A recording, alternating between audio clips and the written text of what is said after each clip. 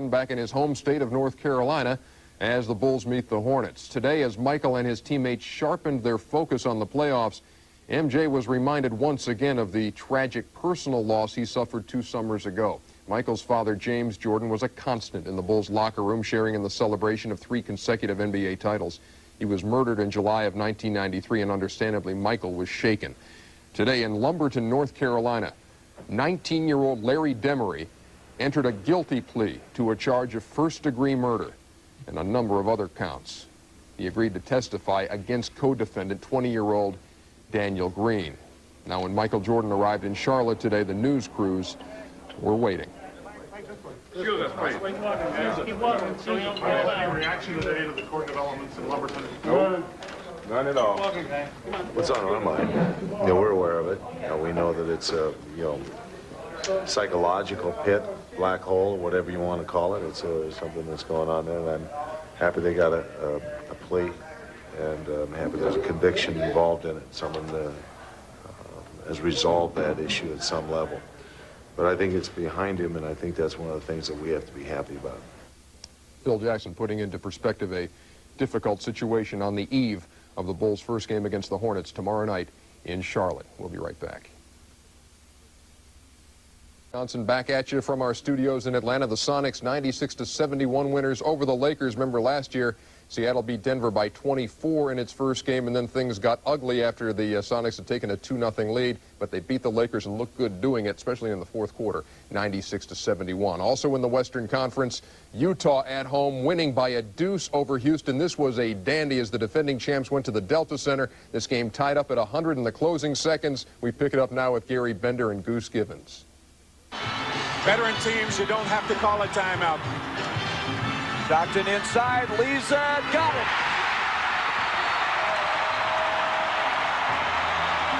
John Stockton backing off for the inbound guy. And it comes to Maxwell. Maxwell, it'll count if it goes, and the game is over.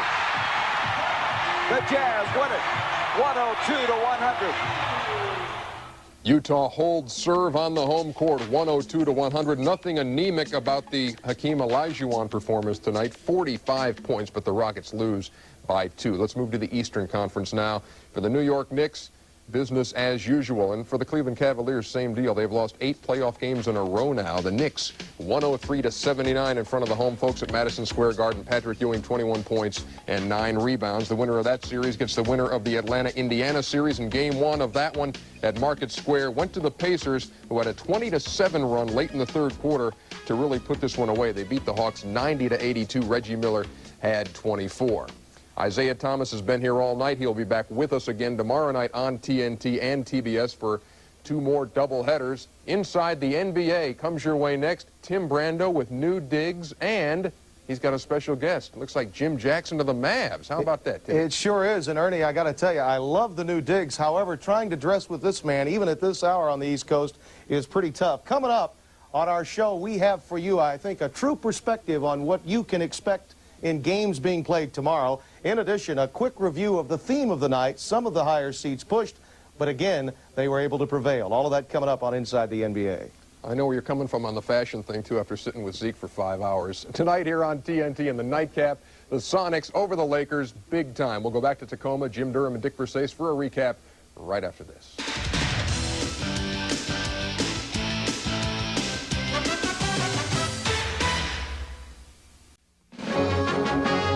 The following is a presentation of Turner Sports.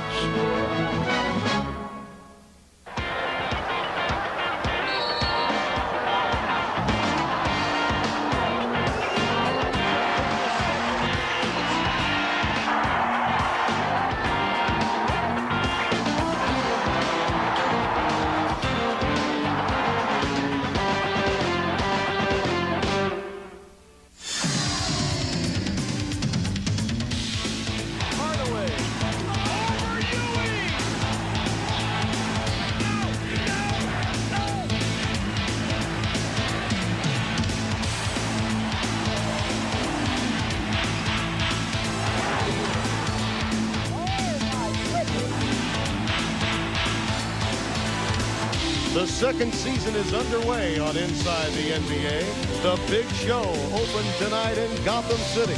Patrick opened against the Cavs, while Reggie hosted the Hawks. Out west, Hakeem began a title defense, and the Lakers helped raise the playoff curtain in Seattle. The playoffs are bringing everyone to their feet. All of that coming up on Inside the NBA.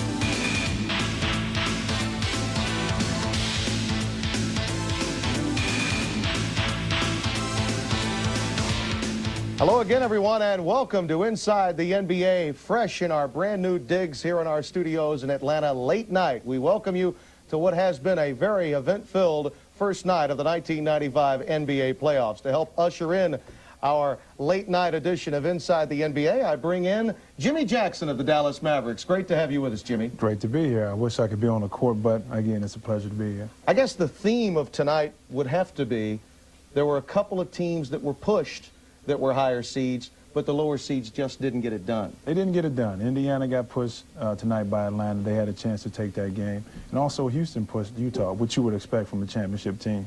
I want to talk to you a little bit about the Mavericks because you were injured at the end of the year. Your team was making a push for the playoffs. I'm sure you felt, had you been available, you might have been in the first round. I feel that way, but at the same time, it was like mixed emotions. Do you want to make the playoffs, get that experience, or do you want to get in the draft and get another great player? Well, there is a missing piece there. You have to believe if you guys can get some low post help, you'll be in good shape. Most definitely. I think the pieces of the puzzle are there. It's just a few more key ingredients that we need, like a big man, to fill in the middle. We were talking a little earlier about the lower seeds pushing. Right. In tonight's case, it was Houston and Atlanta, the higher seeds.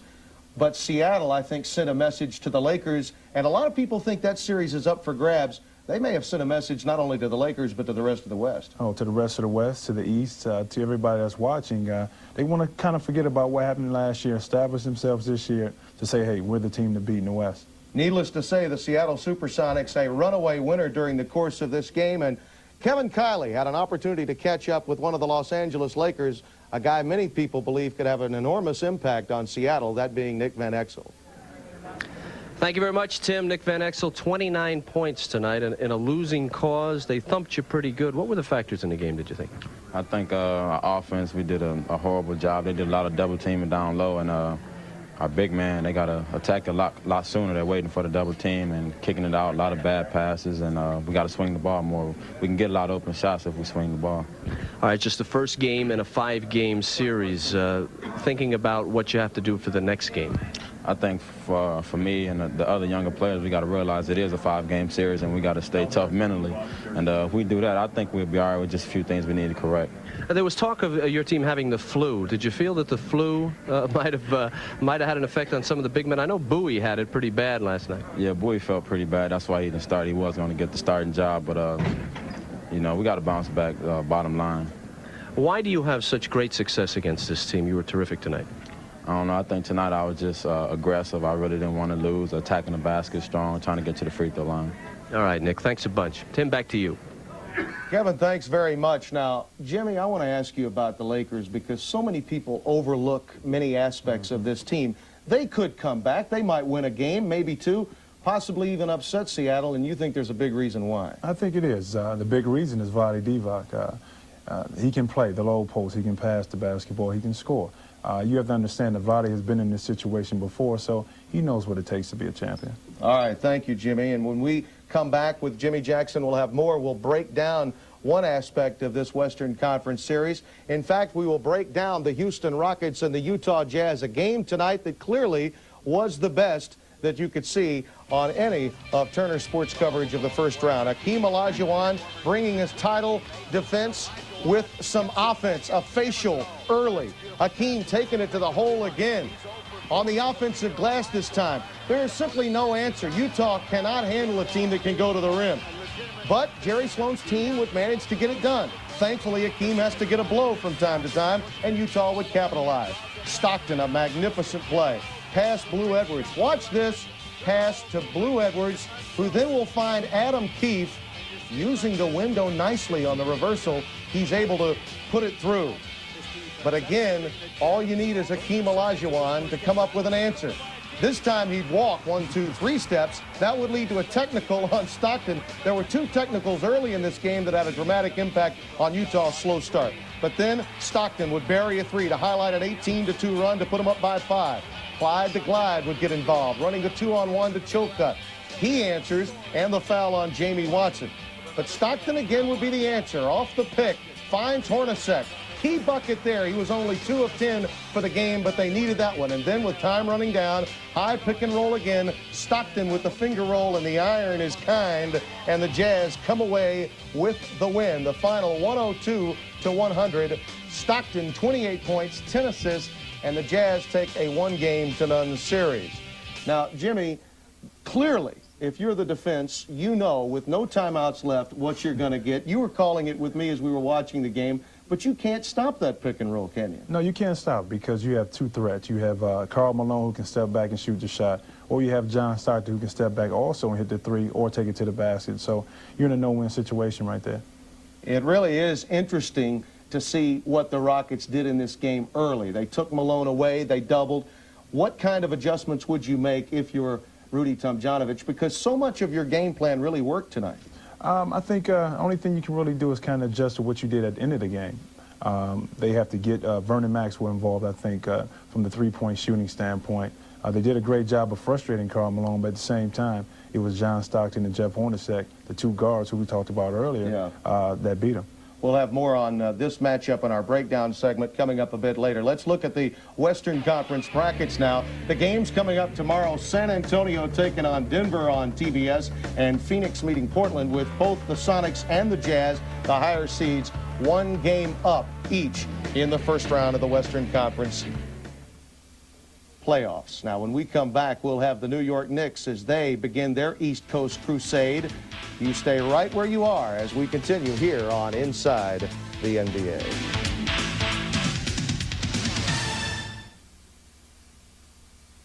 Inside the NBA is brought to you by Bud Light. If you want great taste that won't fill you up and never let you down, make it a Bud Light. The Bud Light Amateur Beach Challenge. They're lean. They're mean. They're killing us. Yeah.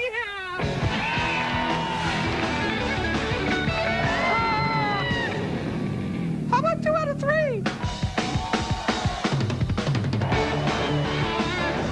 I got it.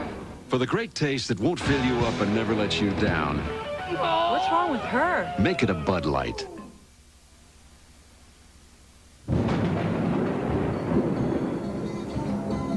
Gather up your ideas. Run with them.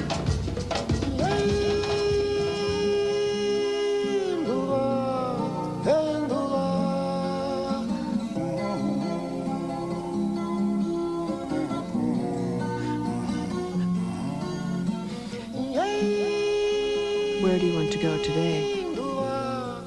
You got the winning color. My car is the second biggest investment I have. You know, I don't want to ruin it. I myself and my family trust Pennzoil enough to use it. I believe in it. They believe in it. And it hasn't let me down. Now with the revolutionary Pennstar molecule, Pennzoil clings to moving parts, works like liquid ball bearings. You know, I don't worry about my vehicle. I don't worry about getting up. Is it going to run? Is it going to break down on me? It's not going to. Engine problems? Before you try a tune-up, try Gum Out first. The solution could be less than $5. John Kemp, well-known NBA superstar. You, not so well-known card collector. Typically the superstar scores fame and glory. Now there's Collector's Choice Crash the Game from Upper Deck. 1 in 8 packs has a crash card like this. If your crash player gets 1,000 rebounds, you're the one who scores. This year, they're not just playing for the title, they're playing for you. Hey, Sean, hit the boards or hit the road? The NBA playoffs on TNT. Tomorrow night, Barkley begins his championship quest. Blazers, Suns, tomorrow at 10:30. But first, Celtics, Magic, tomorrow at 8 on TNT.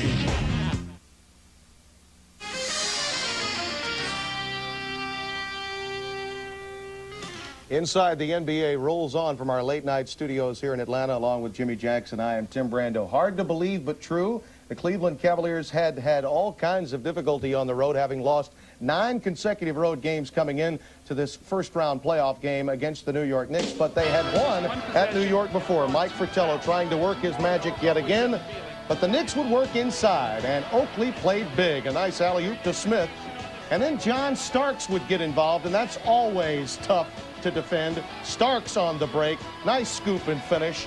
Ewing, as you might expect, would be double-teamed through the course of this game. On the post-up, he finds Oakley. Nice cut to the basket as he falls down, and Pat Riley approves.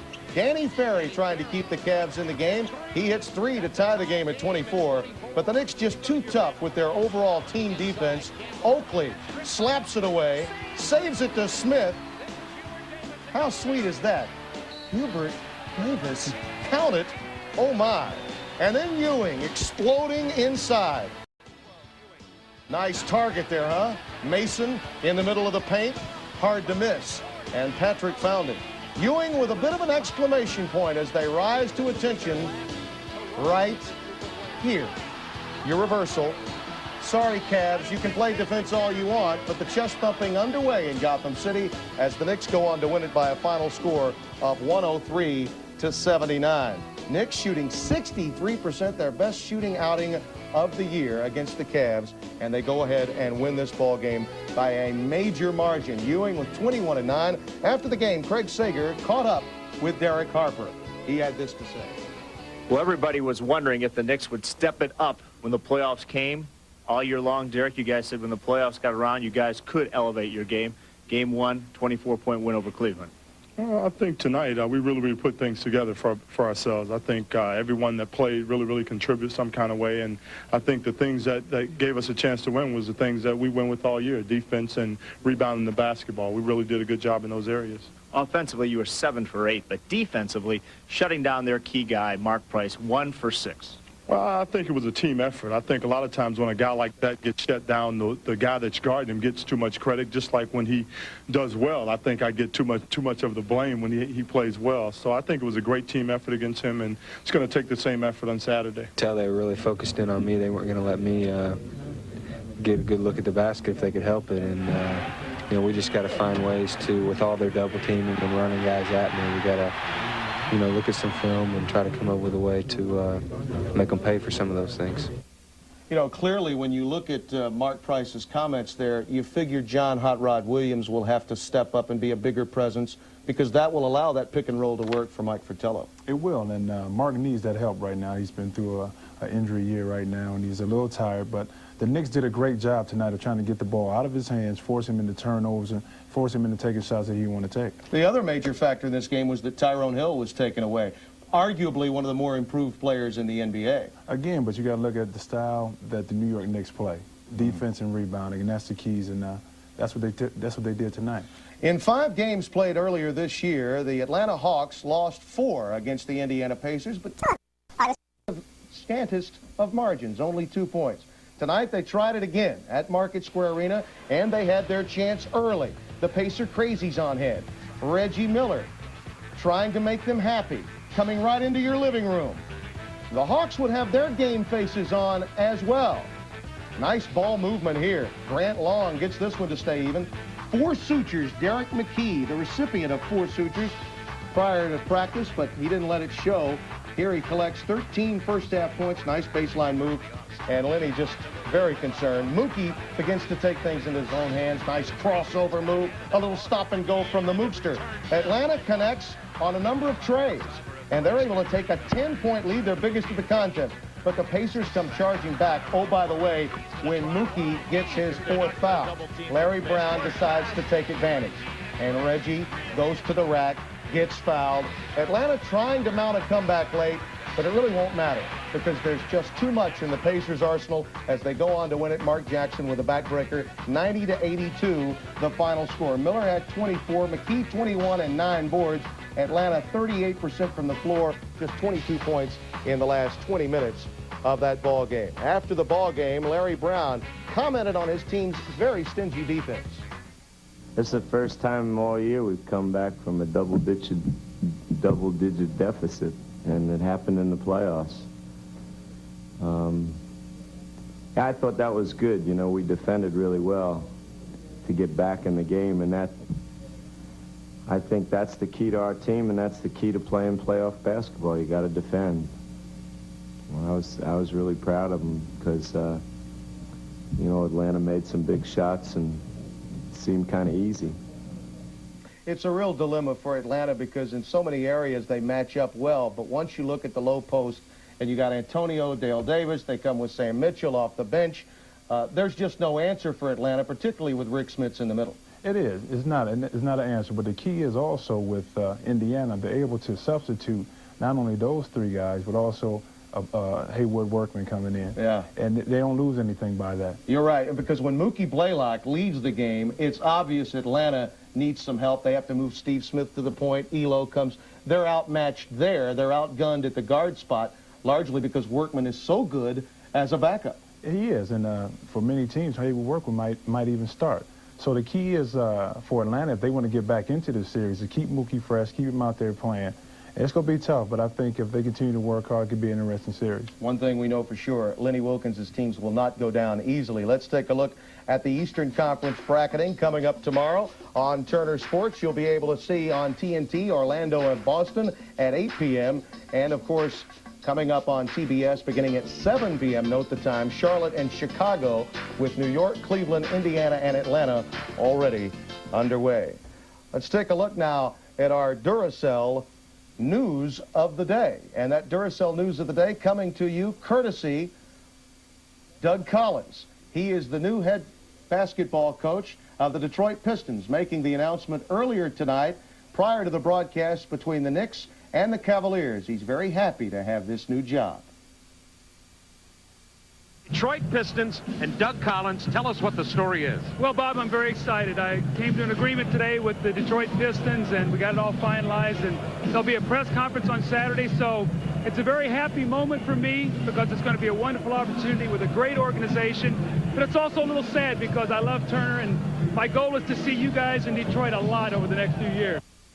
You know, when you're making that kind of money, Jimmy, to coach, you always feel like that microphone will be there a few years down the road, right? Yeah, I think so, but I think Doug really missed it. I think also he'll do a lot of things for Detroit this year because they're a young team, but at the same time, Doug has that experience that they need. No question. All right, when we come back, we'll have a lot more, and we'll break down that Houston-Utah game, a very interesting one here on day one of the NBA playoffs 1995 when we continue after this.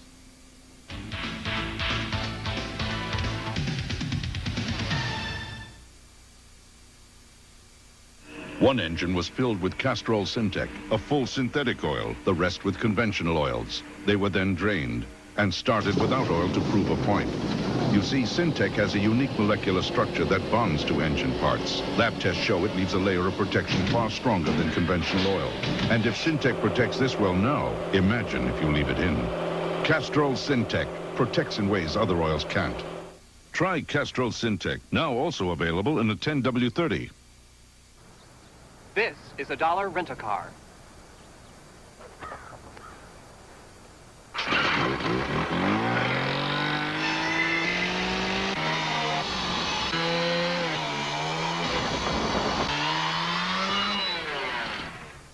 But you can think of it as a big bank.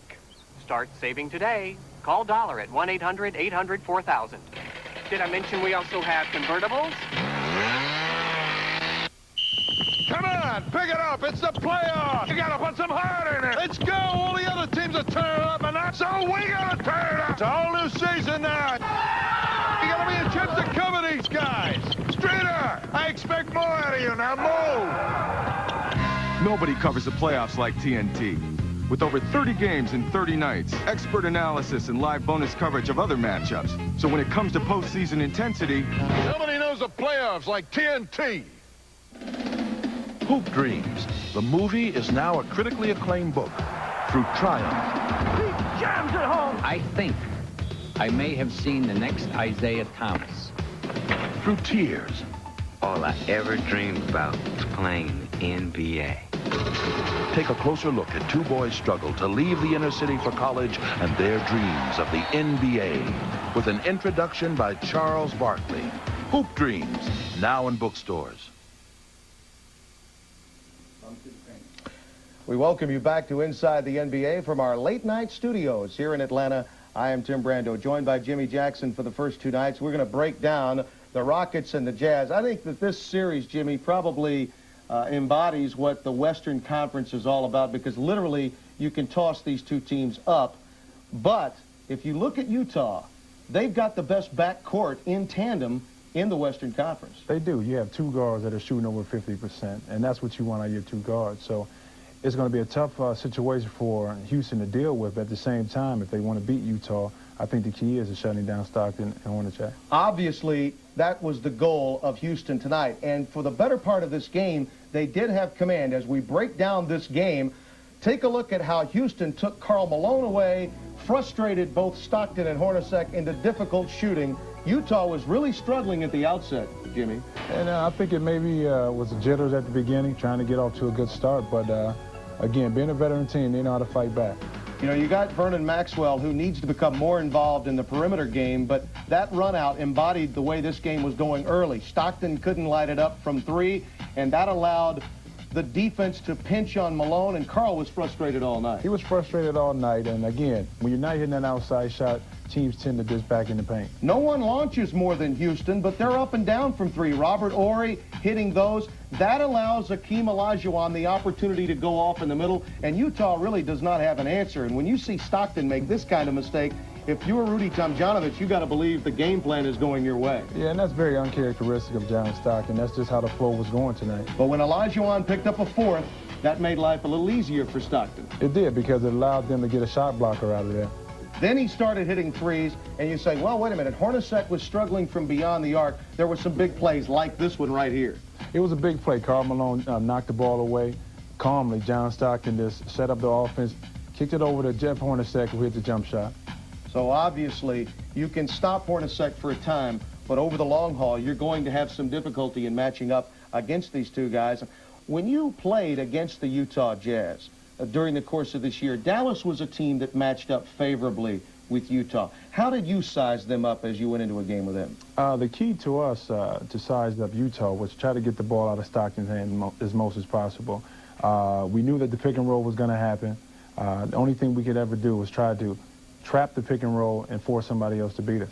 If you're Houston, and you know that you did all of these things so very well and yet could not come up with the win, what would be your plan of attack and your adjustment that you might possibly make going into game two? I think you try to do the same thing you did tonight. I think you just want to finish off stronger than what you did. All right, let's take a look now at our Foot Locker play of the day, and it comes courtesy Patrick Ewing, getting loose down low off a very nice feed from Oakley. A reverse slam. That is our Foot Locker play of the day. A sweet one indeed for Ewing in the middle. Don't forget our games coming up tomorrow. They are very interesting. Our Friday matchups on Turner Sports beginning at 7 on TBS. Charlotte and Chicago. What do you think? That's a tough call. That's a tough call, but it's going to be a good game. I think Chicago will get that first game. All right, and Boston obviously taking on Orlando. You know, speaking of Boston and Orlando, a little history there between Shaquille O'Neal and Eric Montross. And Montross has certainly done his job very well for Boston. After many people, there were some skeptics as to how successful he might be in his first year in the NBA. Earlier this week, in preparation for this matchup, the two big men, a part of this story from our Nicole Watson. Playoff strategy here will be much like that of the regular season. The Celtics, like most Orlando opponents, will center their defensive game plan around Magic center Shaquille O'Neal, hoping to contain and frustrate the big guy. After all, he is the league's leading offensive threat. And on February 24th, Eric Montross did frustrate Shaquille. O'Neal answered by landing a blow to the chin that landed him a one-game suspension. They're meeting for the first time since that incident, but according to Shaq, payback is not an issue. I don't think it would be in my best interest to go out there and throw on punches. I'm trying to do something here that has never been done for this organization, and that's to win a playoff game and try to make it to the next level, to the next round. So I'm just going to play hard. I don't think that intimidation really plays a factor in this. I think that the biggest thing is that we're both out there, we're very competitive, and we're trying to help our team win. And I think that I've been in the same situation he has now, where it's very frustrating at times because people do get physical with you, and just the way he would get physical with me is the way I get physical with him, and it's just sometimes it can affect you.